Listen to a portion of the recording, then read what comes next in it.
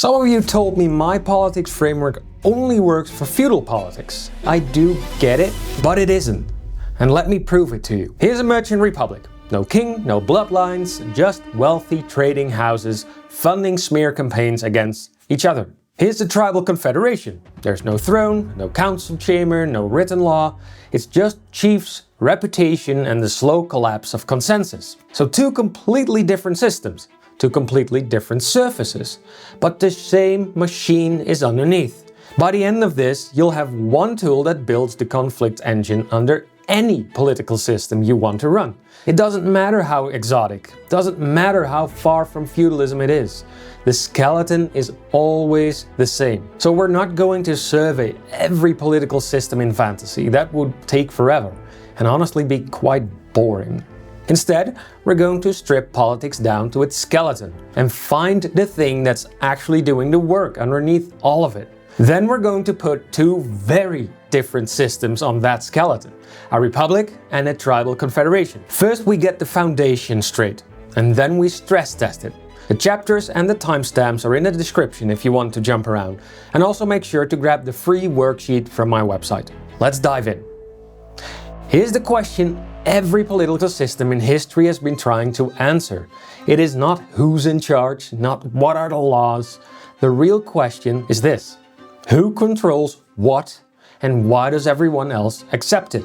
And that's it. Now most people, when they think about that question, land on something like tradition or legitimacy or the social contract. Those are real things, but they're also the polished version. The version that got written down after the fact. The less polished version is this. The system is the answer the winners landed on. And somewhere underneath all the marble floors and the sacred doctrines and the oath ceremonies, there are losers who were forced to accept the answer. Sometimes by sword point, but sometimes slowly over generations until the original coercion became tradition, so to speak.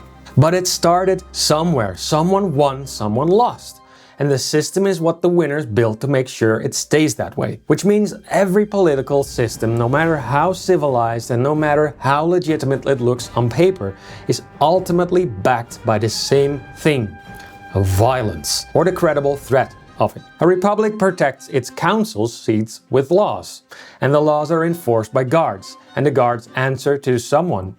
So follow that chain far enough and you will always find the same thing at the end of it. The currency changes, but the hidden currency underneath never does. And this matters for your world building because it means every political system has two layers.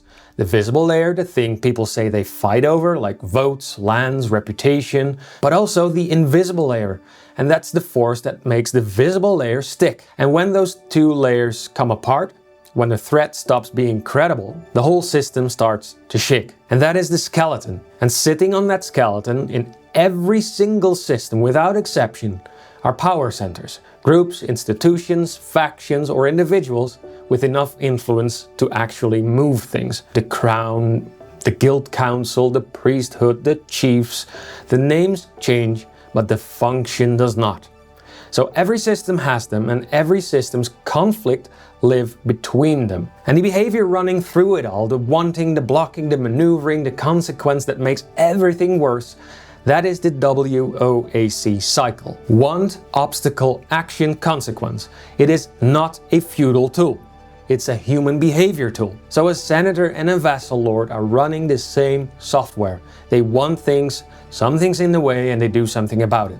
And that action creates a new problem. So before you build your political system, before you name the factions, draw the power structure, and figure out who hates who, strip it down first. Who are the power centers? What do they want to keep or gain?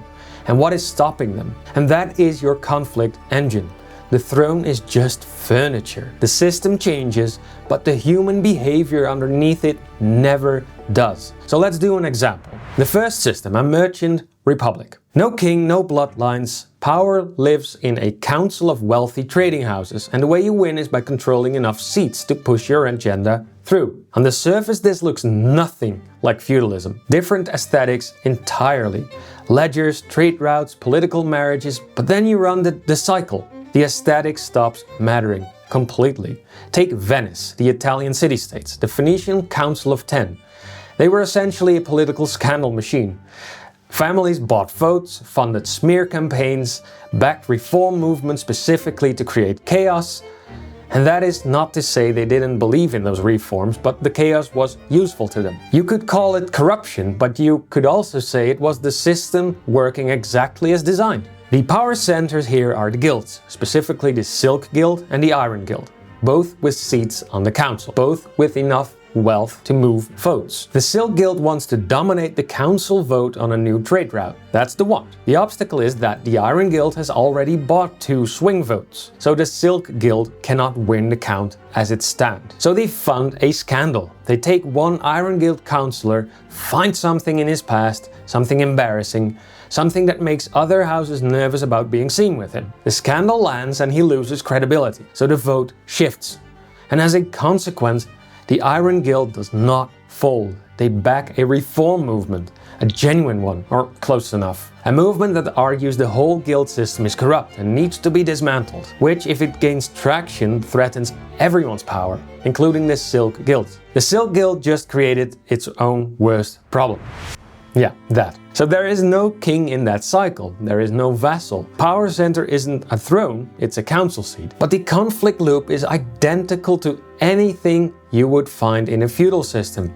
Someone wants something, something blocks them, they act, and the action creates a new, often worse problem. Different tokens, same rules, and it's the same people exploiting leverage on other people. So let's take a quick pause here. We've got a skeleton, we've stress tested it on a republic built on votes, and now we push it to the extreme. A system with no formal institutions at all. And this is where it gets genuinely interesting. Because the obstacle is not just a rival power center anymore, the obstacle is the system itself. So let's move on to the second system, the most alien of the two. It's a tribal confederation. As I said before, there's no throne, no council seat, and no divine mandate. So power is earned through reputation, through strength, and through the ongoing consent of the other chiefs. The moment you stop being worth following, you stop being followed. That's the whole contract. The Iroquois Six Nations, or the pre-unification of the Mongol tribes. These were not systems where one strong leader dominated the others. They ran on consensus, and in fact, unanimous consent in many cases. The system itself actively resisted centralization, because every chief understood that centralization meant someone else's power growing at the expense of his own. That resistance is the politics. So meet the rising chief. There is a real external threat. It's growing, credible, and the kind that requires unified action to survive. So he's not wrong about the threat. He might not even be wrong about the solution. But the Confederation's rules require unanimous consent, and one chief is blocking. Maybe it is out of genuine principle, but maybe because centralization threatens his own standing. And it's probably a bit of both. So the rising chief cannot override him. He cannot remove him. He cannot go around him. The rules don't allow it. So he works the other chiefs one by one until the blocker is isolated. Then he frames it publicly. Not as a power grab, but as a question of survival. This chief is the reason we're vulnerable. His pride is going to get people killed. And the blocker, now publicly shamed with no allies left, complies. And as a consequence, the precedent is set. Consensus is no longer sacred. The Confederation starts fracturing from within. And it wasn't because of the external threat, not at all, but because of what was done to survive it. The same structure as everything we have run before. And here's the thing that only shows up when you run cycles honestly on a system like this. The system itself became the obstacle. The rules, the consensus requirement, the thing that holds the Confederation together. That's what had to be broken to get the want. That is not a plot device. That's what happens when you follow the logic all the way through. Even when there are no rules, the framework will still find the conflict. So if you want a worksheet that walks you through mapping your power centers and running the cycles on your own political system, it's free on my website and the link is in the description. So if the engine is always the same, the cycles run on every system, what actually makes these systems feel different? It is one thing. It is the currency of power. Land in a feudal kingdom, votes in a republic, divine favor in a theocracy. It's the same engine, but a different currency. And what matters for your world building is this.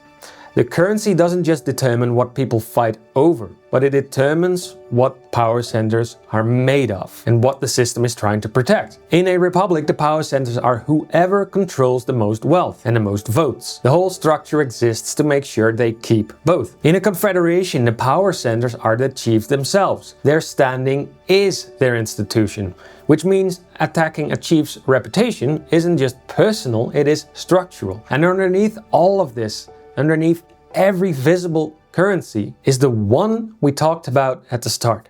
The hidden currency, the threat of violence that makes every other currency stick. And when that stops being credible, it doesn't matter how much gold you have or how many chiefs you are nodding along to, the system is already hollow. It just hasn't fallen yet. So break the currency, visible or hidden, and the whole system destabilizes. And that could be your biggest story lever. It doesn't have to be a war or a betrayal or a villain with a plan. Cool story idea. Use it. Anyway, before you run the cycles on your political systems, answer 2 questions. Who are the power centers? Don't do just the obvious ones, like the throne and the council, but look further. The ones underneath, the ones that might not have a title, but have leverage. And then ask this: what is the currency they're all fighting over? And once you have both of those, plug them into the cycles. The rest will build itself. So the same skeleton, same engine, different furniture.